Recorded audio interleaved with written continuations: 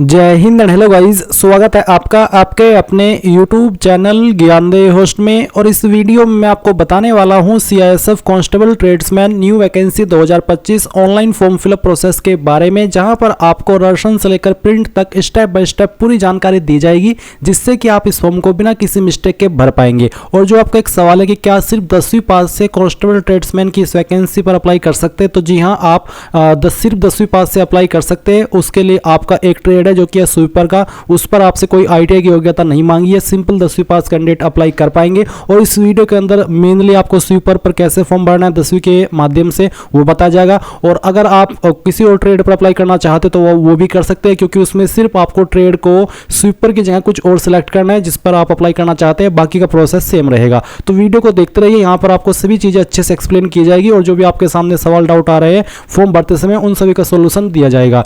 अगर आपने अभी तक वीडियो को लाइक शेयर नहीं किया कर दीजिए, चैनल के ऊपर नहीं है तो चैनल जरूर सब्सक्राइब कर लीजिए, क्योंकि जब तक ये फॉर्म का प्रोसेस कंप्लीट नहीं हो जाएगा तब तक आपको इसके बारे में समय समय पर सभी अपडेट दिए जाएंगे। इसके बाद जो लिंक मैंने वीडियो के डिस्क्रिप्शन में आपको दिया है आप ओपन करिए। ओपन करने के बाद आपको जानने को मिलेगा 1161 वैकेंसी इसके अंदर निकाली गई है। इसके फॉर्म आप लोग 3 अप्रैल 2025 तक भरेंगे और कौन से ट्रेड के लिए कितनी वैकेंसी वो आप यहाँ पर देख सकते हैं। इसमें आपको यहाँ पर एक कांस्टेबल स्वीपर का जो ट्रेड है वो देखने को मिलेगा। इसमें देख सकते हैं मेल के लिए कितनी वैकेंसी और फीमेल के लिए कितनी वैकेंसी है। बाकी जो आपके ट्रेड है उन पर सभी पर आपसे ITI की योग्यता मांगी जाएगी और आपको बोला कि मैट्रिकुलेशन और it's equivalent from an recognized board for unskilled trades. जो अनस्किल्ड ट्रेड्स है उस पर सिर्फ 10वीं पास की योग्यता मांगी है और जो अनस्किल्ड ट्रेड है वो है आपका स्वीपर का, तो इस पर सिर्फ 10वीं पास कैंडिडेट अप्लाई कर सकते हैं। और बाकी इन्फॉर्मेशन आप यहाँ पर एज लिमिट की सिलेक्शन प्रोसेस की देख लीजिएगा। सभी जानकारी चेक करने के बाद आप इंपोर्टेंट लिंक के सेक्शन में आएंगे और applying online forgot password link open करेंगे। आपके सामने यहाँ पर कुछ ऐसा इंटरफेस आएगा। अगर आपने इस वेबसाइट का इस्तेमाल करके पहले भी फॉर्म भरा है तो आपका इसमें अकाउंट बना हुआ है। आप यहाँ पर forgot ration ID and password इसके ऊपर क्लिक करेंगे एंड देन आपका नाम डालेंगे जो कि आपने उस वक्त भरा था। फादर नेम डालेंगे, मदर नेम डालेंगे, डेट ऑफ बर्थ डालेंगे, जेंडर सेलेक्ट कर लेंगे और फिर ये कैप्चा कोड डाल करके सबमिट करेंगे। इसके बाद आपको मैसेज के माध्यम से आपका जो राशन नंबर है वो और जो आपका पासवर्ड है वो सेंड किया जाएगा, जिसका इस्तेमाल करके आप यहाँ पर इसमें कांस्टेबल ट्रेड्समैन 2025 पर क्लिक करके लॉगिन कर लेंगे। पर गाइस, अगर आप फ्रेशर है, आपने अभी तक इस वेबसाइट का इस्तेमाल करके कोई भी फॉर्म नहीं भरा, तो पहले आप इसमें राशन करेंगे। इसके लिए आपको न्यू राशन के ऊपर क्लिक करना है। अब आप यहाँ पर जो भी आपका नाम है 10th के सर्टिफिकेट के अकॉर्डिंग वो यहाँ पर भरेंगे। उसको दोबारा डाल करके आपको यहाँ पर वेरीफाई करना है। फिर पूछेगी क्या आपने आपका नाम बदला है 10वीं करने के बाद में, अगर हाँ तो यस, नहीं तो आप नो करेंगे। फिर आपको यहाँ पर आपका फादर नेम एंटर करना है। फादर नेम को दोबारा डाल करके वेरीफाई करना है। अपना मदर नेम एंटर करना है। मदर नेम को दोबारा डाल करके वेरीफाई करना है। फिर यहाँ पर जो भी आपका डेट ऑफ बर्थ है वो आप एंटर करेंगे। पहले आपको आपका डे नहीं बल्कि मंथ एंटर करना होगा, क्योंकि यहाँ पर MM लिखा है। तो आप यहाँ पर कैलेंडर के ऊपर क्लिक करके भी इसको सिलेक्ट कर सकते हैं। पहले आप यहाँ से इस तरह से ईयर सेलेक्ट कर लेंगे, फिर मंथ और उसके बाद में डे, तो आपका डेट ऑफ बर्थ आ जाएगा। अगेन आप इसके ऊपर क्लिक करके यहाँ से इसको दोबारा सेलेक्ट करेंगे। पहले आपको यहाँ पर ईयर सेलेक्ट करना है, फिर मंथ और उसके बाद में आपका डे, तो डेट ऑफ बर्थ आ जाएगा। फिर आप जेंडर सेलेक्ट करेंगे। जेंडर को दोबारा सेलेक्ट करके वेरीफाई कर लेंगे। ये कैप्चा कोड डालेंगे। सभी जानकारी चेक करने के बाद नीचे सबमिट के ऊपर क्लिक करेंगे। अब आपने जो भी जानकारी भरी है वो आपके सामने है। आप यहाँ पर इस तरह से अपनी इन्फॉर्मेशन चेक करेंगे और चेक करने के बाद नीचे की तरफ आप आपका मोबाइल नंबर डालेंगे जो कि आप रजिस्टर करना चाहते हैं। उस नंबर को दोबारा डाल करके वेरीफाई करेंगे। अपनी ईमेल ID एंटर करेंगे। फिर ईमेल ID को भी दोबारा डाल करके वेरीफाई कर देंगे। डिक्लेरेशन के नीचे आप आई एग्री के ऊपर क्लिक करेंगे। ये कैप्चा कोड डालेंगे और फिर सबमिट कर देंगे। अब आप यहाँ पर देखेंगे आपका जो राशन है वो सक्सेसफुली हो चुका है और आपको यहाँ पर राशन ID एंड पासवर्ड की जानकारी आपके रजिस्टर्ड नंबर और ईमेल के ऊपर सेंड कर दी गई है। अभी आप यहाँ पर लॉगिन के ऊपर क्लिक करेंगे। इसके बाद में गाइज आप यहाँ पर इसमें देखेंगे verify mobile and email ID। अगर आप मोबाइल नंबर और ईमेल ID को वेरीफाई करना चाहते हैं तो आप यहाँ पर राशन नंबर डालेंगे और जनरेट OTP इसके ऊपर क्लिक करेंगे। इसके बाद में गाइज आपके नंबर और ईमेल दोनों के ऊपर OTP जाएंगे। वो OTP आप यहाँ पर डालेंगे, पहले नंबर वाला और फिर वेरीफाई OTP करेंगे, फिर ईमेल वाला और फिर वेरीफाई OTP कर देंगे। इसके बाद में आपका जो राशन का प्रोसेस है वो कंप्लीट हो जाएगा। तो आप यहाँ पर देख सकते हैं कि मेरा नंबर और ईमेल दोनों वेरीफाई हो चुका है। बहुत सारे कैंडिडेट इसको वेरीफाई नहीं करते, तो ऐसे में फिर उनके फॉर्म रिजेक्ट हो जाते हैं। अब आप इसको यहाँ से कैंसिल कर दीजिए और कैंसिल करने के बाद में लॉगिन के ऊपर क्लिक कीजिए। फिर गाइज आप यहाँ पर कांस्टेबल ट्रेड्समैन 2024 इसके ऊपर क्लिक कीजिए। इसके ऊपर क्लिक करने के बाद जो भी आपको रजिस्ट्रेशन नंबर मिला है वो यहाँ पर डालिए, जो पासवर्ड मिला है वो यहाँ पर डालिए, ये कैप्चा कोड फिल कीजिए और सबमिट कर दीजिए। अब आपके सामने कुछ ऐसा इंटरफेस आएगा। अभी आप यहाँ पर क्लिक हियर टू अप्लाई इसके ऊपर क्लिक करेंगे, आपके सामने इंस्ट्रक्शंस आएंगे। इन सभी को चेक करते हुए आप यहाँ पर कंटिन्यू के ऊपर क्लिक कर देंगे।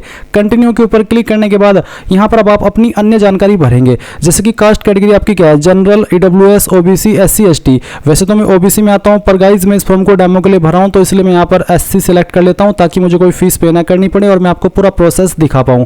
फिर आता है state UT to which you belong, आप कौन सी स्टेट के निवासी है, किस स्टेट का आपके पास निवास प्रमाण पत्र है, वो स्टेट आपको सेलेक्ट कर लेनी है। फिर यहाँ पर गाइज आपसे 6 पॉइंट में पूछा कि have you migrated from the state UT of your origin to another state, यानी कि जो स्टेट अभी आपने सेलेक्ट किया क्या आप उस स्टेट से मिग्रेट होकर के, यानी कि उस स्टेट को छोड़ करके क्या आप दूसरी स्टेट में जाकर के बसे हो। और अगर आप ऐसे कैंडिडेट है तो आप यहाँ पर यस करेंगे, पर अगर आप जहाँ पर जन्म लिए हो और उसी स्टेट में अभी भी रह रहे हो और वही स्टेट अभी आपने सेलेक्ट की है तो आप इसमें नो कर देंगे। 7 पॉइंट है जेंडर का, तो जेंडर आप यहाँ पर देख सकते हैं। फिर है educational qualification, if any ex serviceman qualified 10th exam in civil there is no need to apply for army education, यानी कि अगर आप एक एक्स सर्विसमैन है और आपने 10वीं पास कर ली है तो फिर आपको आर्मी एजुकेशन के रूप में अप्लाई करने की आवश्यकता नहीं है, आप यहाँ पर सिविल ही रहने देंगे। और नॉर्मल कैंडिडेट को तो यहाँ पर सिविल सेलेक्ट करना ही है। उसके बाद में आप यहाँ पर आपकी क्वालिफिकेशन सेलेक्ट करेंगे कि हाईएस्ट क्वालिफिकेशन क्या है, 10वीं, 12वीं, ग्रेजुएशन या फिर पोस्ट ग्रेजुएशन,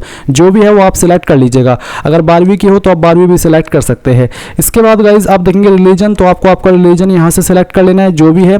और फिर आपसे 11 पॉइंट में पूछा कि क्या आप जो 2002 का दंगा हुआ था उस दंगे से प्रभावित, उस दंगे में आपके जो फैमिली मेंबर है कोई मारा गया था, अगर हाँ आप उनके डिपेंडेंट अगर है बेसिकली तो आप इसमें यस करिएगा, नहीं तो नो करना है। क्या आप हिल एरिया से बिलोंग करते हैं, अगर हाँ तो आप 12 पॉइंट में यस करेंगे, अगर आप पहाड़ी क्षेत्र से नहीं आते तो आप इसमें नो रहने देंगे। फिर गाइज यहाँ पर पूछा है 13 पॉइंट में कि क्या आप एक्स सर्विसमैन है, अगर हाँ तो यस, नहीं तो आप नो करेंगे। 14 पॉइंट में पूछा है कि whether you are a ward of CISF personnel, क्या आप सीआईएसएफ पर्सनल की फैमिली से बिलोंग करते हैं, अगर हाँ तो यस, नहीं तो आप नो करेंगे। 15 पॉइंट है कि whether you are an employee of government department, public sector undertaking, autonomous bodies, यानी कि क्या आप एक एम्प्लॉय है गवर्नमेंट डिपार्टमेंट के या पब्लिक सेक्टर अंडरटेकिंग के, अगर हाँ तो यस, नहीं तो आप नो करेंगे। इसके बाद 17 पॉइंट है name of the trade applied for, कौन सी ट्रेड के लिए आप अप्लाई कर रहे हैं वो ट्रेड आपको यहाँ पर सेलेक्ट कर लेना है। आपको यहाँ पर काफी सारे ट्रेड देखने को मिल रहे हैं, तो जिसमें भी आपको अप्लाई करना है वो आप सेलेक्ट कर लीजिए। एक स्वीपर ही ऐसा ट्रेड है जिस पर आप सिंपल 10वीं पास से अप्लाई कर पाएंगे, बाकी जो ट्रेड है उन पर 10वीं के साथ में आईटीआई की योग्यता भी मांगी है उसी ट्रेड में, तभी आप उस पर अप्लाई करने के लिए फुल्ली एलिजिबल होंगे। फिर 18 पॉइंट है विजिबल आइडेंटिफिकेशन मार्क्स, आपकी बॉडी के ऊपर वो निशान जिससे आपकी बॉडी की पहचान होती है, ये निशान आपकी बॉडी के ऊपर कहीं पर भी हो सकता है। अगर आपकी बॉडी के ऊपर कोई भी निशान नहीं है तो आप यहाँ पर सेकंड वाले ऑप्शन में नो मार्क लिख दीजिएगा, और अगर एक भी निशान नहीं है तो पहले वाले में भी आप नो मार्क लिख सकते हैं। अब आप यहाँ पर 19 पॉइंट में जो आपका परमानेंट एड्रेस है वो एंटर करेंगे, तो जो भी एड्रेस है वो आप यहाँ पर भरिए, आपका पोस्ट ऑफिस कौन सा है वो लिख दीजिए। फिर स्टेट आपकी कौन सी है वो स्टेट सेलेक्ट कर लीजिए, डिस्ट्रिक्ट कौन सी है वो डिस्ट्रिक्ट आपको यहाँ पर खुद से सिलेक्ट कर लेनी है, और उसके बाद में जो आपका पिन कोड है वो भी आपको यहाँ पर डाल देना है। अब अगर आपका परमानेंट एड्रेस और प्रेजेंट एड्रेस सेम है तो आप यहाँ पर सेम एज परमानेंट एड्रेस इसके ऊपर टिक कर दीजिएगा। अब गाइज यहाँ पर 24 पॉइंट आएगा टाइप ऑफ आईडी कार्ड, तो आप यहाँ पर इनमें से कोई एक आईडी सेलेक्ट कर लीजिए, जैसे कि Aadhaar card, driving licence, PAN card, passport, तो जो भी आपके पास आईडी है वही आप इनमें से एक सेलेक्ट कर लीजिए और फिर उसका नंबर आप यहाँ पर 24.1 में डाल दीजिए। फिर है 25 point whether the date printed on the photograph taken, यानी कि जो आप फोटो अपलोड करेंगे क्या उसके ऊपर आपने वो डेट लिखी है कि किस डेट में ये फोटो लिया गया है, तो आप इसमें यस कर दीजिए। अगर आपने लिखी है, नहीं लिखी है आपने उसके ऊपर डेट की कौन सी डेट में फोटो लिया है तो आप नो भी कर सकते हैं, पर उसके नीचे डेट लिखना आपको जरूरी है। उसके बाद में आता है कि have you ever been convicted by any court of law, यानी कि आप किसी कोर्ट के द्वारा दोषी ठहराए गए हो, अगर हाँ तो यस, नहीं तो आप नहीं करेंगे। 26 पॉइंट में 27 पॉइंट है कि क्या आप कभी सर्विस के दौरान सेंट्रल या स्टेट गवर्नमेंट के द्वारा डिसमिस किए गए हो, अगर हाँ तो यस, नहीं तो आप नो करेंगे। क्या आपकी सर्विस टर्मिनेट की गई है जब आप प्रोबेशन पीरियड पर थे उस वक्त, अगर हाँ तो यस, नहीं तो आप नो करेंगे।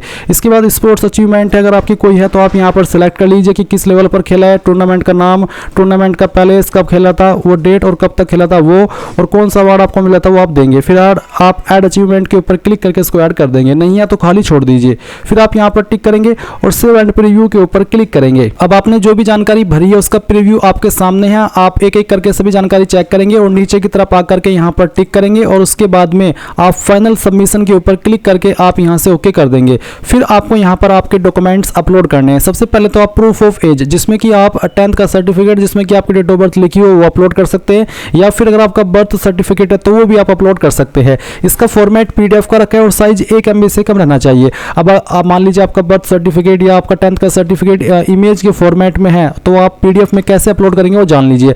आप गूगल के अंदर आएंगे और सर्च करेंगे इमेज टू PDF। ये सर्च करने के बाद में पहले वाली वेबसाइट ओपन करेंगे, सिलेक्ट JPG इमेजेस के ऊपर क्लिक करेंगे और फिर उसके बाद में जो आपका 10th का सर्टिफिकेट है जिसके ऊपर डेट ऑफ बर्थ लिखी है या फिर जो आपका बर्थ सर्टिफिकेट है वो आप सिलेक्ट करेंगे, ओपन करेंगे। उसके बाद कन्वर्ट टू PDF के ऊपर क्लिक करेंगे। ये फाइल आपकी PDF के अंदर कन्वर्ट होगी। डाउनलोड PDF पर क्लिक करेंगे, फाइल आपके PC या फिर मोबाइल के अंदर डाउनलोड हो जाएगी। फिर आप चूज फाइल के ऊपर क्लिक करेंगे और जो फाइल अभी आपने बनाई है PDF में वो सिलेक्ट करेंगे, ओपन करेंगे और उसके बाद अपलोड के ऊपर क्लिक करेंगे तो आपकी फाइल इस तरह से अपलोड हो जाएगी।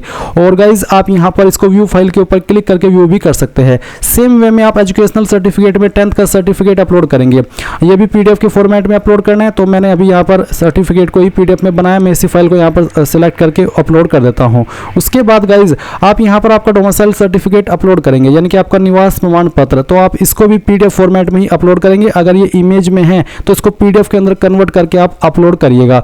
उसके बाद फोटो आपको बोला है कि duly dated on photograph taken not more than 3 month old from the date of publication of the notification, यानी कि आप जो फोटो अपलोड करेंगे उसके ऊपर आपको डेट लिखनी है और वो डेट आप जो लिखेंगे वो 3 महीने से ज़्यादा पुरानी नहीं होनी चाहिए। फॉर्मेट JPEG या फिर JPG का और साइज आपका 20 KB से लेकर के 50 KB के बीच में रहना चाहिए फोटो का। तो गाइज यहाँ पर मैं चूज फाइल के ऊपर क्लिक करता हूँ और इसके ऊपर क्लिक करने के बाद में यहाँ पर आपको जो फोटो है वो अपलोड करके दिखाता हूँ। मेरे पास यहाँ पर फोटो अवेलेबल है, पर ये जो फोटो है ये पहले का, इसके ऊपर डेट पुरानी लिखी हुई है। तो मैं इसको आपको एडिट करके दिखाता हूँ। अगर आप कंप्यूटर से भर रहे हैं तो आपको यहाँ पर इस तरह से आपके डेट को एडिट करना होगा, यानी कि डेट को आपको यहाँ पर वही लिखना है जो आपको यहाँ पर बोला है। तो ये जो आप डेट लिखेंगे ये 3 महीने से ज़्यादा पुरानी नहीं होनी चाहिए। तो चलिए मैंने यहाँ पर इसको कट कर दिया। आपको DOP लिखने के बाद में किस डेट में आपने फ़ोटो को लिया है वो डेट लिखनी है। तो आज की डेट है 5, मैं यहाँ पर आज की ही डेट इसमें लिखने वाला हूँ और ये लिखने के बाद में इस तरह से आप यहाँ पर इसको एडजस्ट करेंगे और इसका साइज छोटा बड़ा आप कर लीजिएगा जितना भी आपको करना है, बट आपकी जो डेट है वो लिखी होनी चाहिए। DOP का मतलब है डेट ऑन फोटो, ये इसलिए आपको यहाँ पर बता रहा हूँ ताकि आपको पता ना चले कि इसका मतलब क्या है। तो इस तरह से आपको यहाँ पर ये डेट लिख लेनी है। आप चाहे इसको किसी भी कलर में कर सकते हैं और ये इस तरह से आ जाएगी। फिर उसके बाद आप इसको सेव कर दीजिएगा, ये आपकी फ़ाइल यहाँ पर सेव हो जाएगी। और फिर गाइज आप यहाँ पर आएंगे और जो भी आपने फ़ोटो बनाया उसको सेलेक्ट करेंगे, अपलोड के ऊपर क्लिक करेंगे, आपका फ़ोटो यहाँ पर अपलोड हो जाएगा। इसके बाद आप यहाँ पर नीचे आपका सिग्नेचर अपलोड करेंगे। इसका साइज़ 10 से 20 KB के बीच में रखा है। तो जहाँ पर आपकी सिग्नेचर की फ़ाइल है वो फाइल आप सेलेक्ट कीजिए, ओपन कीजिए, अपलोड के ऊपर क्लिक कीजिए, आपकी फ़ाइल अपलोड हो जाएगी। तो इस तरह से आपके सभी डॉक्यूमेंट्स अपलोड होंगे और फिर आप सेव एंड कंटिन्यू के ऊपर क्लिक करेंगे। तो गाइज आप देख सकते हैं document have been submitted successfully. अब आप ओके करेंगे। ओके करने के बाद आपको देखने को मिल रहा है you are eligible for fee exemption. क्योंकि मैंने फॉर्म को SC/ST से भरा है तो कोई भी फीस नहीं लगी। अगर आप जनरल OBC है तो आपको यहाँ पर फीस पे करनी होगी। जब आप अपनी एप्लीकेशन फीस पे कर देंगे उसी के बाद आपके सामने यहाँ पर प्रिंट लेने का ऑप्शन आएगा। तो आप प्रिंट एप्लीकेशन के ऊपर क्लिक कीजिए, सबसे लास्ट में आइए, प्रिंट के ऊपर क्लिक कीजिए। अगर आपके पास अभी प्रिंटर मौजूद नहीं है तो आप इसको PDF के रूप में सेव कर लीजिए और बाद में प्रिंट करा लीजिएगा। इस तरह से गाइज आप लोग CISF constable tradesman online form 2025 भरेंगे। आई होप ये प्रोसेस आपको पसंद आया होगा। कोई सवाल डाउट रह गया हो अभी भी तो कमेंट के माध्यम से पूछ लेना। Thanks for watching. जय हिंद।